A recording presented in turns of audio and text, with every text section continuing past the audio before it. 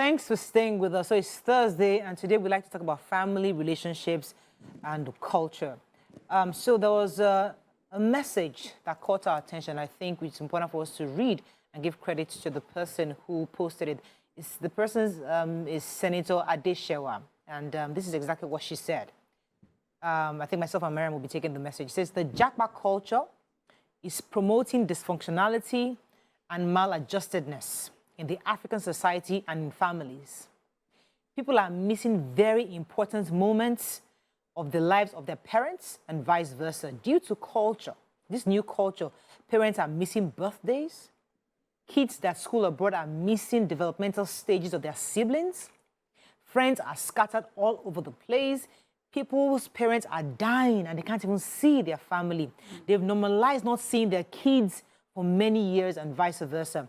This is dysfunctional and it's sad that it's only common in African, Asian, and other colored minorities are mostly the victims of this. It's very unfair because the majority of white people are present for every milestone that their children achieve. If they must travel, it's hardly under strict conditions like that of Nigerians or Asians. Our communities are becoming so dysfunctional. People are not seeing their husbands for many years, marriages are breaking, and a lot is happening. I'm really praying for Nigeria to be a great nation, that is, so that all, that we can all return and live. So this is quite, I'll say this is quite profound, because in our Kirakita and, all going up and down, what's that song? In our hustling and trying to have a better life. And I connect this with a conversation myself and my husband had recently when, because I was putting pressure on him that, at least, we have to start thinking of how we can have sustainable income, because when the children are a certain age, they must start thinking of how they can go to school abroad. And he sat me down and said, Morayo, let us analyze this abroad thing that you're planning. Let us think about it. Must our children go to school abroad? And we're having a conversation, we're analyzing, looking at a few people that we know that, yes, they're taking their children abroad, and then those who actually did their university in Nigeria and then went abroad and were successful. We're just trying our own small analysis. We don't have any real data, but just looking around that, many successful Nigerians finished their degrees here, maybe went abroad for their masters, but they were mature enough to make right decisions. When the child leaves so early, a lot of things, there are different factors. Well, we need to start having a conversation. Do we want to keep our family? Do we want to divide ourselves? Who stays? Who goes? How do we share? How do we, these are real conversations that families are having today. Because the reality of Japa is in our face. Everybody wants to leave. But we're not counting the costs. We're not counting the losses. We're not counting the emotional torture and torment it's causing us as a family. So what are your thoughts on this? I'd really like to hear from Nigerians this morning, especially those of you that made that decision to Japa, and even those of you that are thinking about it. It's a conversation we should have. We can call us on 081-270-53687, 091-390-7694. You can also tweet to us at TVC Connect. Please hashtag your view TVC so we can read your tweets. Who would like to go first? I think that nobody can tell anyone how to, what's important to them, and nobody should tell anybody how to raise their children or how to raise their family, and everybody is just trying to respond to the inefficiencies within our society. If our if our universities are good, nobody will send their children abroad to go and study. If our healthcare is good, people will not be under pressure to Japa. If there's value for money, I want to buy a shoe. Right, I'm seeing $50 shoe, $50, and I'm converting to Naira, and it's something 1,000 Naira for a $50 shoe. If we had a thriving country, we wouldn't be thinking of going anywhere. So everybody is reacting, not really thinking through their processes. Many people are relocating, sending children abroad without understanding the entire implication of it. And there are huge costs to these things. Many children relocate to the universities or secondary schools abroad without being properly grounded and without proper supervision, resorting to different things, some go into drugs, some commit suicide. It's so sad when you read the stories papers of someone whose child goes to maybe Cyprus, and they said if he jumped down from a building or something happened, and there's nobody to even see or investigate if that was truly what happened. There's a lot of cost that Nigerians are bearing, not conveniently for them, but because they look at the reality here and it looks bleak. So they see that place as a better opportunity for my child. I will make the sacrifice of not seeing my child every day so that my child will live a better life. It is a sacrifice. And the write-up is making it look like, well, Choco, let me pause you for a second, because if we see it from one perspective, that I'm sacrificing for my child to be better. But as I said, because unfortunately we are Nigerians, we don't have data. Or if this situation was abroad, some people would have come up with some figures and data to tell you how many people traveled abroad, what have their lives. We don't have the numbers. We're just hoping that they're all successful, that they traveled abroad. But let us speculate on both sides. There are some people that made the sacrifice and they're extremely successful and it's a fantastic decision. Others are going there and they're biting their fingers that maybe I would have stressed myself. Because I always refer to Femi Falana. Femi Falana lived in Nigeria. He was raising children in Nigeria at the point where people were also jackpotting. All his children did their universities, and that's something this man can brag about anywhere. All his children did their first degree here. Now, any noise he makes, he's making it because there's nothing nobody can tell him otherwise. Let me come to you, Morayo. Your thoughts? See, this thing, I've thought about it many times. And you said something, says, yes, we want to Japa, we want to send our children abroad because we have determined that that's what success means. But we don't look at the cost. For everything we do, there's there are consequences. There's a cost. You'll be in the same house with someone who, one child is American, the other child is British. Canadian. They're Canadian, different children in one house.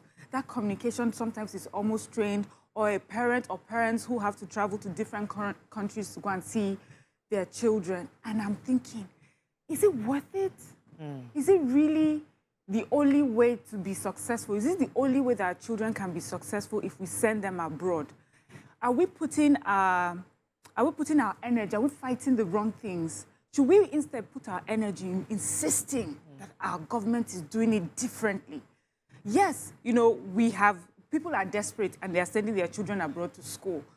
But is that enough to just send our children to school?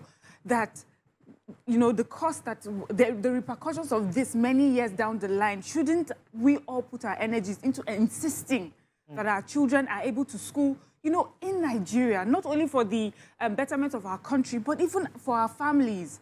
You have, this person mentioned, you have someone who cannot come home for a parent's funeral because it costs too much to be able to do that. A parent that has sacrificed the whole world for you, you cannot even be there to pay them the last respect. Is it worth it? Because we're not talking of children who their parents even have all the money, they can take them, they come back every 2 weeks, come back every holiday. We're talking of people that when they're leaving, this could be bye. We may never see you again. We would see your grandchildren on the, on the phone. We may never get to meet them. And I'm wondering, really, shouldn't we also start telling the government, when we're talking about our schools not working or things not working, we're not only just talking about them being in school. It means that it's affecting families. And whether we like it or not, these little cells of families affect societies. All this goodness that we're taking away, our children, our bright, brilliant children, we're putting our monies together for them to go to another country and give their best to the other country. Was stealing these countries are almost stealing so much from us. We're even helping them. It's another form of slavery, the way I see it. They used to come and take us away. Now they're taking our bright minds away because our government is not doing the best. And I feel that as a country, we should start putting our energies towards insisting that things work here so that the best will stay here and our families will work better. Joining the conversation is an award-winning actress, voiceover artist, presenter, model, and filmmaker. She has been active for over 8 years. Welcome with us the beautiful, gorgeous Omowumi Dada in the building. And I saw her like, she's fine. Good to have you on the show. Thank you so much for having me. Before you came in, we were talking about this Japa culture, the consequences, because yes, many people feel it's the right decision, especially because of their children.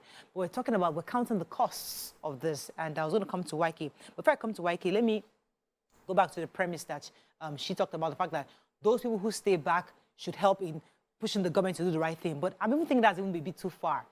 Somebody doesn't want to get involved in government. Somebody just a regular Nigerian. And I would even think that if a regular Nigerian just shows a child love, excessive love, and you raise the child well, even in this chaotic situation, where you raise a child, you give them they get your 100%, the 100% that you not give them when you travel abroad, they get that 100%, and you still raise them in this society. Is it possible? You still get a wholesome child that go to a Nigerian university and still can even travel abroad in their own time. Is that a possibility? Why is that not an option? Because you're talking about how we're defining success. Is it when you travel abroad, or is it when you raise a wholesome child, even within this chaos, where she goes to school, and even if they are madness going to universities, but you're still having a child who is responsible enough to be entrepreneurial? Do you think that's a better option? Let me come to Waike. Your thoughts on this Japa, the culture, and the costs especially. I need to say there are two sides to the coin. There is going to school abroad, and then there is Japa. They are two different things. Absolutely. So my daughter went to school abroad. And then decided to Japa after. Or just stay there. Or just stay there, whichever way you put it. But I remember because I had wanted to send her father wanted her to attend the university here, and she was like, no, she doesn't, and she was really adamant about it. Because I hadn't thought of her going to school abroad, so I now said, okay, if that's what she wants, I'm going to do it. I'm going to make sure she does it. So she gets, and there's this lady, she's been working with us for about 26 years. And she, I'm sure you all know, you've been to her house, you all know MM came to me and said, Auntie, no electoral school here. I said, why? She said, see university, she now, I can't remember who she mentioned. Yes. Still there for university after how many years? So that was another point. So if people decide to send their kids to university because the university system, which was excellent before, does not work here, it's understandable. Yeah. It is understandable. Now, if the government does not make you staying here conducive, so our young minds are leaving, then we need to point the finger in the right direction. Not me, because every human being is, I think, thinking of number one, and number one is me. So if I think I'm going to have a better life out there, which to me I don't think so, because I never decided to leave Nigeria, it's their right.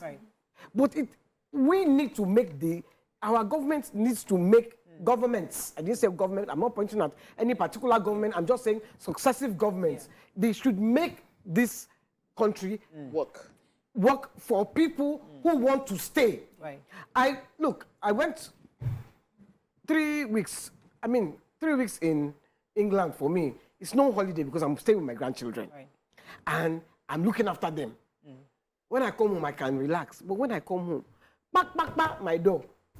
This. There are problems. The problems are they are surmountable. I'm telling you, and then you just want to just scream. Michael, let me pause you for a second, because I don't want us to fall into the trap of talking about the problems, because we know the problems. Everybody here knows our schools are bad.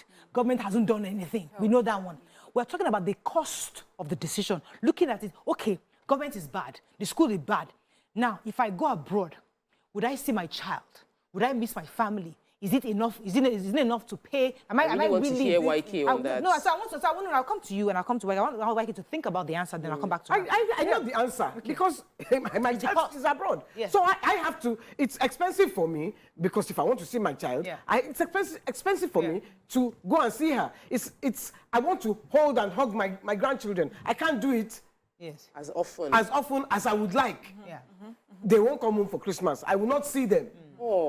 I won't see them. So it's expensive in that regard. It's expensive for me not to be able to see them. Spiritually expensive. But for them, for my daughter, if it's the way she has chosen her life, please. Okay, let me come to you, Omomi, on this matter. What are your thoughts on this issue of Japa? So we've all agreed that it's everybody's right to Japa. Nobody's objecting to that. But our conversation really is the cost of it. If I evaluate the cost, is it more beneficial for me to Japa, or is it rather, do I redefine what success is, where I raise my kids in love, raise them right, and still have a wholesome child in Nigeria, regardless of all the situations, and then still be successful? What are your thoughts? Okay, so the first thing I wanted to say is that everyone has the right to choice. Of course. Whether we like it or not, we will all make whatever choices we feel is best for us. But the truth is, whatever choice we make has a positive side and the adverse effect. So when you make that decision, you have to be ready. You have to have thought it through, because it would have its good sides, it would have its bad side. And the truth is, people definitely can stay in Nigeria and believe in Nigeria and hit all the rocks that will come with being in Nigeria and still be successful. Some people will japa, quote and unquote, and still not live that fulfilled life. We've had quite a number of people who have jackpad, and then they realized that the opportunity for their careers or for their lives or for their vision is actually here in Nigeria.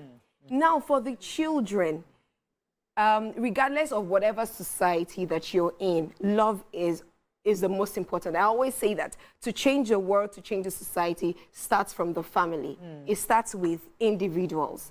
So it's that when you japa and your children are out there, please make it a point of duty that they do not forget who they originally are. I have aunties who their children literally are born in America and whatnot. But if you tell the children while they're small, before they start attending the schools there, if you tell them, come, they don't know what come is. If you tell them wa, they come to you. If you tell them wagba, malo, they understand Yoruba, for example, but they don't understand English until they get to school. So it's a point. Deliberate. They are very, very deliberate, and they are very, very intentional. Abroad? Yes, abroad. Yes, but nothing good comes easy. My friend only speaks Yoruba to her daughter, but her daughter understands, but she can't speak. But she understands everything you say in Yoruba. Even abroad. They said she's lived there. She's never lived here. You know, I didn't realize how emotional this topic would be for me, because when we're talking about it, I was just thinking casually, but as you're talking and everybody's talking, I'm just thinking back to my own background. And even yesterday when I was speaking in Ibadan, I was raising this issue. I didn't grow up with my brothers. And it was a very difficult thing for me as a child. Because, you know, it was easy to say, oh, all my brothers traveled before I was born. I mean, when I was like about 3, 4 years old, they all left the country. So I always heard about my brothers. Or everybody would come and tell you, oh, your brother in New York, he did that, in the UK, all these fantastic stories. I never met them. Wow. I met them for the first time when I was 15, when I traveled. Wow. And during that period in Nigeria, knowing I had brothers abroad, it was a painful thing. See, I never appreciated or even recognized the pain until even recently, because I felt abandoned. I felt like when I was being bullied, when I was being harassed, I felt that nobody was there to fight for me. But I have brothers. You know, there will be times where you have issues whereby you feel like somebody's come and defend you. And when I had people who were talking to me anyhow, I just felt my brothers were around. It was just me. So I understand that. But it's also possible that your brothers will not be the fighting ones. E.g., my brothers, I have 3 brothers, but they are the peacemakers.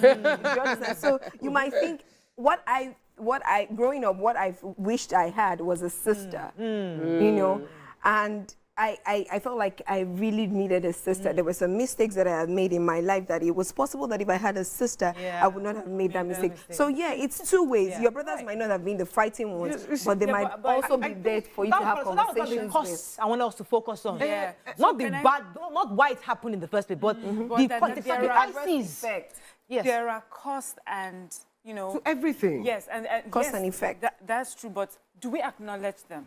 That's the thing. We don't even acknowledge them, and we don't know how it affects how we behave, our relationships, how we become the adults we become. Yes, going forward.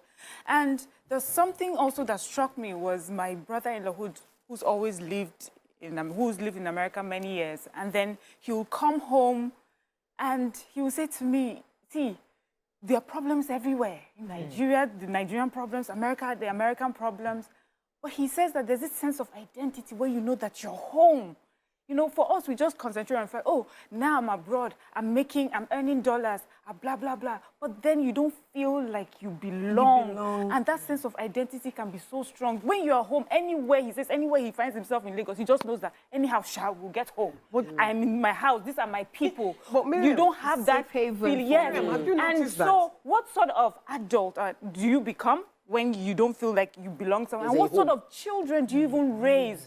So when you're dealing with someone that has many sensitivities or lack of confidence, and you're wondering why. Do you understand? These are the things. And whether we like it or not, we're talking about a family person. We look out for ourselves, but we all make up a society. We all make up a country. And then here we are with all our different traumatic experiences that we have refused to acknowledge and work upon. And then we have a country that we're raising children in. And, you know, Nigerians abroad, I find Nigerians abroad identify 100% with Nigeria. Most of them, they are working to come back. Even if it is for a holiday, you see Nigerians, they all identify. They identify with Nigeria more than the Nigerians who are here, because the Nigerians who are here are just saying, man, let me just get that visa and Japa. You know, so they identify. So I think what has to be done is to educate the ones here that it's not always brighter on the other side. And give even, and when the ones that are there come back, we are always very cold to them. We are always, you have dollar now, so we now start to want to help them spend their dollars. You know, so I think it's just, we have an identity crisis. And it's here I will agree with Morayo when she says Nollywood don't give the true picture. Yeah. They give you that picture of, when you go abroad, when you come back, you will buy car, you will do this, you will do that. They give you that picture. The Nollywood in the house is wondering, why are you blaming us? What did we do? That's the only place where I will agree with Morayo. So let's go back to the cost. You see, there were different generations relocating.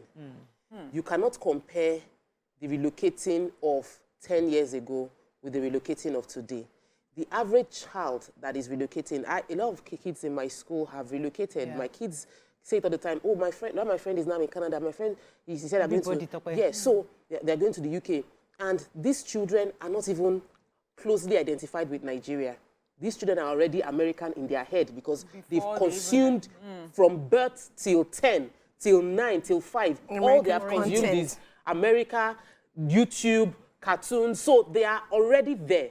They have arrived there. But when they get then the reality shocks them that they are not one of them. Yes. So what people are not realizing in the current Japa system is that you are taking your children who feel American or feel British, and they're landing in Britain and realizing that they are not Britain.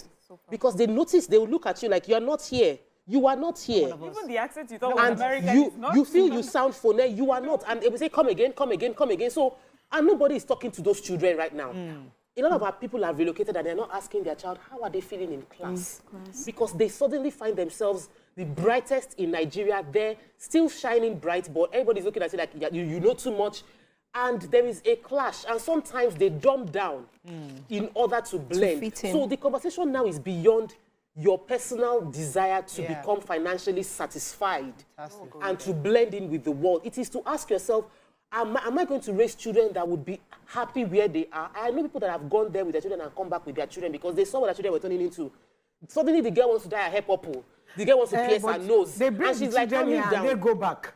They leave the children and go back. It's about looking at all the options, truly analyzing it. Don't gloss over the stories. Don't sugarcoat it. Look at the reality of what will happen if I go.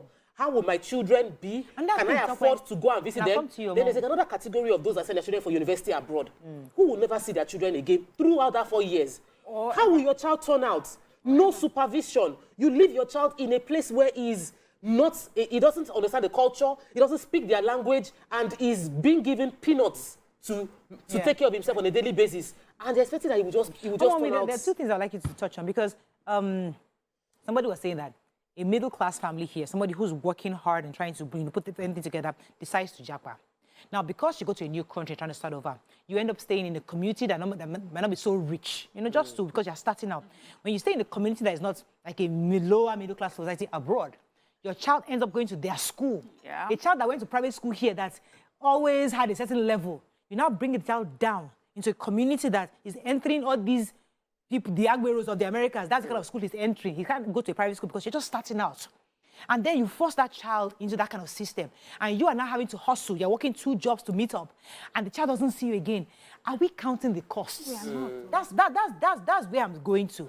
Secondly, there was something you said I wanted to touch on. But what of the children here that the parents don't get to see?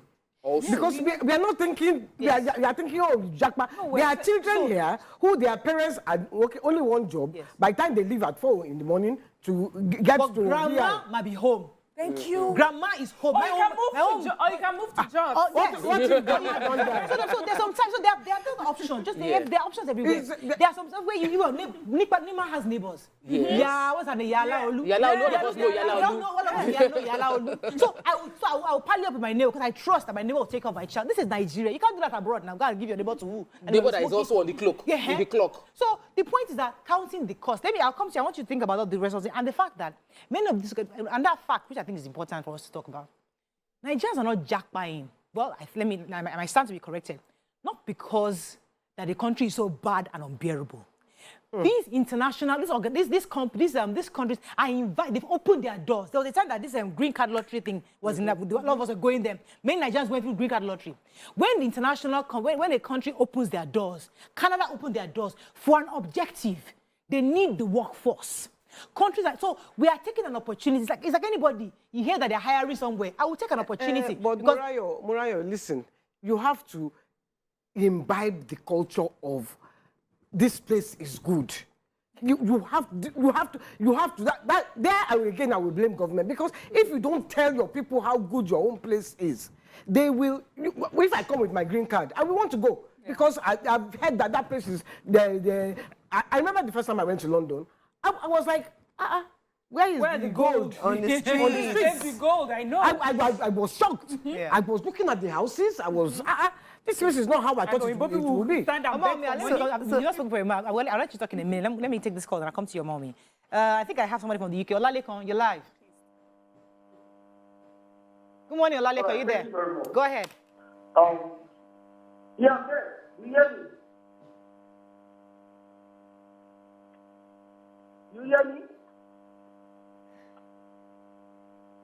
We're waiting for you. Hello? We're waiting for you. Go ahead, please. First thing I would say, I appreciate what you just said about people in Japa.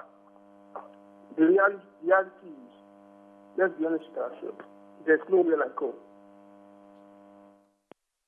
Oh, I think we lost that call. Mommy, want to add a few things to this conversation. There was something I wanted to say. I think that this conversation is not had well enough. Like, people don't really talk about it, especially people that are over there. You know, there's this perception that the grass is greener at the other side until you get there and you experience it. Fine, it might be a more structured society, but it also has its adverse effects, which a lot of people do not talk about. Now, people assume that, oh, once I go to the UK, my children automatically have a better life. But it might not be the case for you. Fine, they might be in better schools, well, schools with better structure than here, but at the long run, how does it affect you? On the flip side, the parents just want financial stability. Truth is, if Nigeria was a fantastic country, Nigeria is a beautiful country, but we cannot lie and shy away from the truth that, yes, things are not working as amazingly as we would want it to be. But if things were perfect, if we had the kind of economy that, you know, the UK has, and the UK opens its doors, I'm like, why would I want to go there to go and stay? People have gone there and their lives have gotten better, and people have also gone there and it's gotten seemingly better, but maybe not as good as Mommy, it is. what I would like to bring out from this conversation is that let us not always think I'm going because it's so bad. So that's, let me go there. So Some that's people the it's thing. really We need bad. to talk about pressure. Yes. We need to talk about pressure and what we have decided means success. So I'm even talking to those who can afford to go and be there, but they can also afford to stay. And in the tough society and environment that we have, Wiggle their way. they can find their way. They have the resources, they have the money, they have the connections, family and relationship connections, that they can find their way and live quite comfortably in Nigeria. But is it enough when you look down the streets and that person not only has the house and the car, but the children are abroad? So I would send my child abroad without thinking, is my child going to be able to cope in a place like that? Without me being there. This other person was able to take their child abroad because maybe they have family there. They have a whole support system. The child still goes to school, but still goes to family. But your own child will now be in the school community. No one to speak to. But we have to prove the point that my child too is schooling abroad. Yes, so there are some things we need to tell ourselves. Sometimes about pressure, we need to show that we too, we have arrived. So I have children. I have to show my child, put him on the pedestal and say, look at what I have done, look at what I've achieved, without looking at that, how it affects that child. For the right reasons. Like maybe they are ground zero in Nigeria. They hear that Canada is opening. They do the exam. They pass. Like, you know what? Yeah, let's go. Because they are ground zero. But some who are actually okay, they have a decent job. They can still wiggle through this system. But because pressure. That pressure. So I get that at that point. Let me take this call from Andy in the UK. Good morning, Andy. Are you there? Hi there. You're live. Good morning. Yes, why I want to appreciate this discussion, Japa syndrome. I appreciate you for bringing it up again. But what I wanted to say this morning is, let us all agree that Japa is a good thing. It happens in different perspectives. Our forefathers developed, everybody have Japa in education to better their life. That's why you had them, Namdi Azikiwe, Awolowo, and all these voluntary income. They went abroad for Western values one way or the other. So after them, we had the Japa economic problems. People left during Abacha Nigeria for better life. Now, today is more of security and better life. So it's Japa plus we are in now. But it's a good thing. The positive thing I want to draw out from it is, one, it saves the country a lot of money in bringing experts back to Nigeria. Now, it has more into our economic issue because it is our own Nigerians that have become an expert abroad that are coming to come and add value to our society, one way or the other, to form a better structure and some of Nigeria. Okay, so that's a good part. So, but we've not done a good job in Nigeria to receive our experts, our Nigerian experts, and that's an economy This that's growing. is the problem. When I keep on saying Nigeria is the problem. Why can we talk about that all the time? experts are really even coming back? The issue that Nigeria is the problem is a non-issue. We know. We talk about it every day. We know. We're talking about the cost. So he is saying that there are Nigerian experts abroad that can bring their we can solutions. come back, but you see, we have to develop a structure to receive them. If not, they will come back. Japa? So I feel like we're not discussing Nigeria not working. Yes. We're not discussing everybody. You're not here with me when the queue. My husband spent 2 hours trying to buy fuel yesterday. We know that. We know what the problems are. We're talking about the fact that let's not push on honey all over the solution that we think is over there, because we must realize the fact that there is good and bad in every country, in every economy, in every system.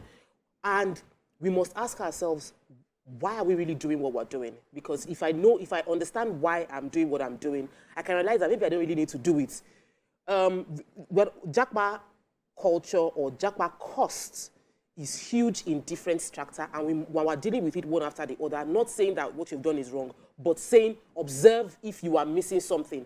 Somebody is tackling me on social media saying that I'm saying children are not. I said, because we don't talk to children. I travel. I'm the auntie that came from Nigeria. I'm the one that gets to talk to your children more than you probably talk to your children to know how your children are really coping in their schools. So when you listen to me, don't say you're a bad parent. Just go and meet your child and actually ask your child how your child is really coping. Because we don't know.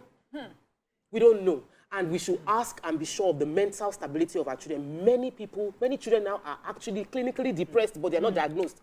And many of these schools abroad put labels on them. Clinically depressed. We put labels on them here as well. Do we not have clinically depressed children? Auntie Yenny is doing a very, very stressful but loving sacrifice. And I see it and I admire it and I feel like, because you want to see your grandchildren, your children call you on FaceTime and you're like, they love their grandma. And we're not talking about that part.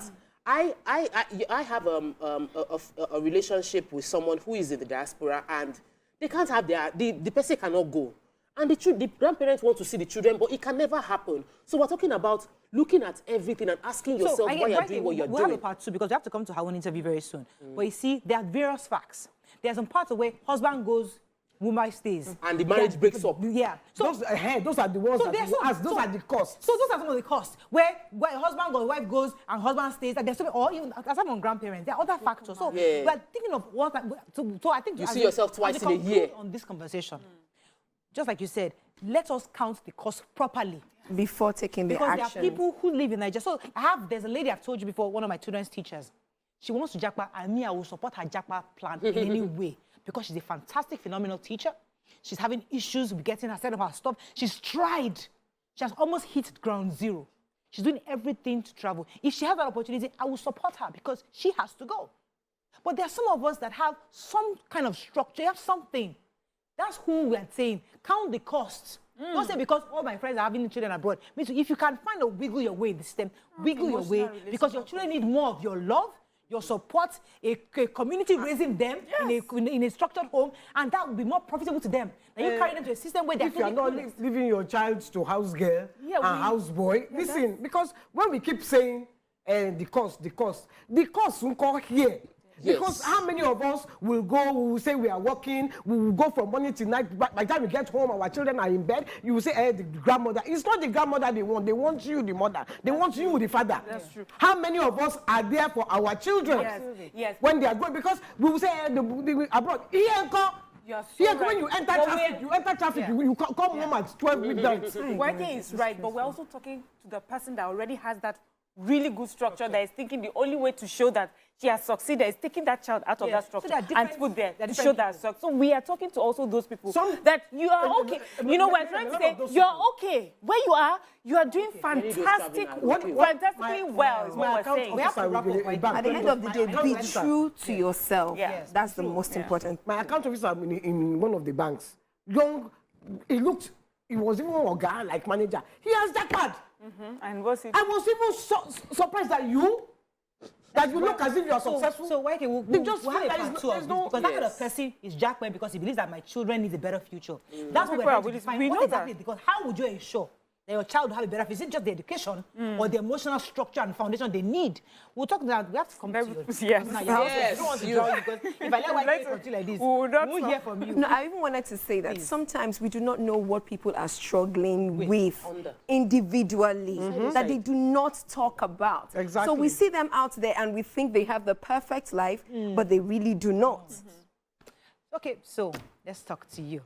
How are you? We've seen all the movies, all the performances. Tell us how has it been? Let me just give, because you've done recently election. We saw you there and it was fantastic. Yes. Thank you. How was that? How was it on the set? Oh, thank you. Election was beautiful from the moment I got the script. So the very first time I got in touch with that piece, that's the play written by Wole Soyinka, I think I was in secondary school. And I read it. And then I went ahead to study creative art at the University of Lagos. So I read it many times, I critiqued it many times. I'd also performed it many times on stage. On stage. So when Emmy Moabudu called me that she wanted to do the cinematic adaptation of it, I was like, wow, this is beautiful, because I have never seen any cinematic adaptation of any Wole Soyinka's plays. And this one, particularly because this was really special to us and a lot of us who were part of the cast and crew, because it's not just a fictional work. This is something that actually happened in real life. Like sometime in 1940, the Alaafin of Oyo died, and then this whole story happened to the Elesioba. Wow. So now it was telling this story that is part of like our culture, also showcasing the culture clash of what happened in the colonial era, and also showing the evolution for me. For me, it shows the evolution of womanhood and the strength of the girl child, then and now. Then the woman in the society had literally had no say. Whatever it is the men want is what will happen. Yes. The girl child had no say. But now we have a generation where, you know, as a child, even as a baby, what you want is important, regardless of your gender. So it shows that we have moved as a country, we have moved as a people, but we also need to not forget our culture, our tradition, and our identity. but it's a been few, beautiful. a few weeks ago, a few days ago, we were discussing children, womanhood, and I was like, we've come a long way. Women, we should be, we should be proud of ourselves. I love your roles. I love what you've done, what God has helped you to achieve in this industry. Thank you. As in, even when you're not saying much, but you embody that character so well. And I want to just dig deep into it a bit. So before we came on air, you were saying, I was like, you're black. It's good to see Ebony Beauty on our screen. How was it starting, and what was the challenge? What was prevalent at that time? I'm not even going to lie. It was hard. It was a struggle. But one thing that kept me going was the fact that I knew for a fact that I was going to be successful.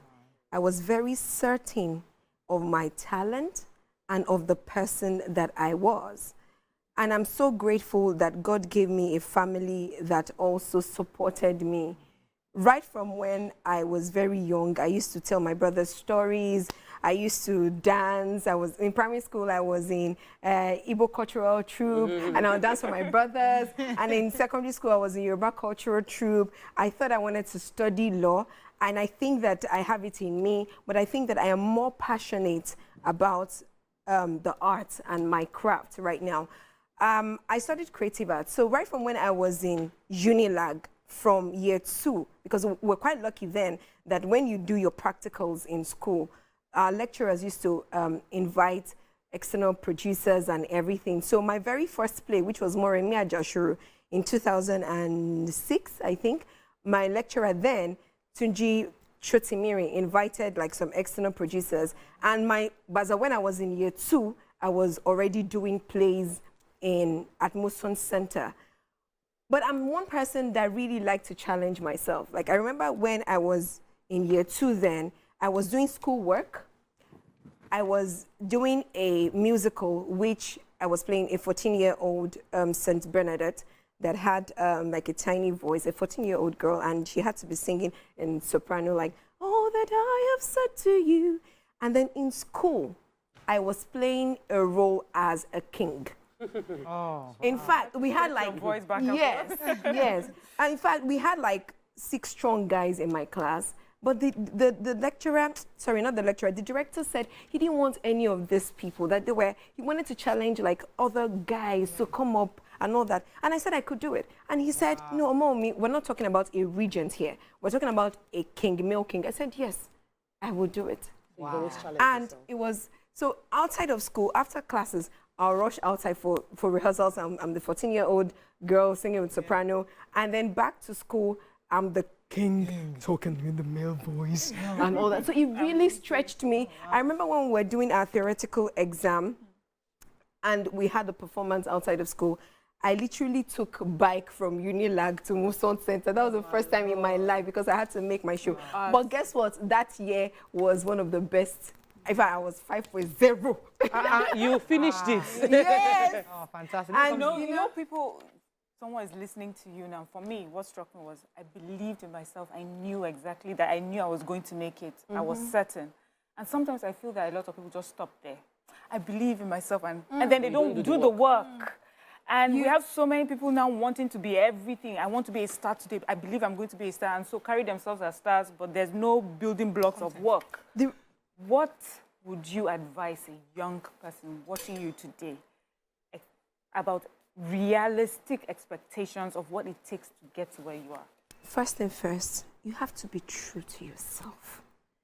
Why? And ask a lot of whys. Why do you want to do this? Why do you want to be a star? Why do you want to be an actor? Do you want to be an actor because you want to be a star and a celebrity just so people can know you? Do you want to be an actor because you think it's very lucrative? You see them on social media and they always look, they always slay. You think they have money. They probably influence for car companies and you think that, oh, they have like 1 billion cars. Why do you want to be an actor? You have to ask yourself why. For me, it was that I wanted to tell stories. For me, it was that I wanted to change the narration about so many things. For me, it was that I knew that I had this talent inside of me, and I wanted to bless people with my talent. In fact, I say that for me, acting is a ministry. I love it. So I'm not really, you can see me on the streets of Lagos tomorrow and people will tell you I can take bike. I will park my car when there is traffic and I will take bike to set because I cannot be late.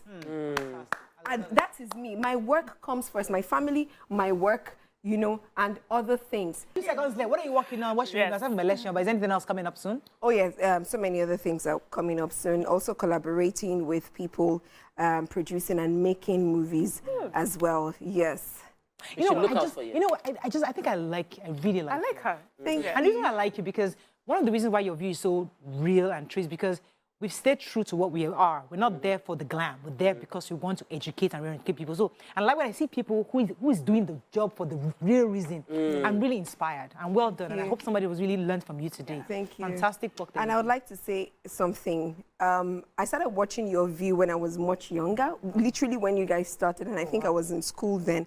And I would say that, please, if you see these ladies out there, give them their flowers because they have done a lot in making the society better with their craft. Thank you. Also, for that young girl that is watching me right now, you can be whatever it is you want to be, as long as you know that whatever it is you want to do is for the right reasons. Let's end with that. Then we have to go. then Auntie, you'd like please to talk? keep working on becoming Let's go, a but you're not tell better us about version the of thing. yourself every day. We have to end the show. Don't go and think that you have arrived. And Am I allowed put to the end ring the show? there. Yes. You can Thank end you very this much. show.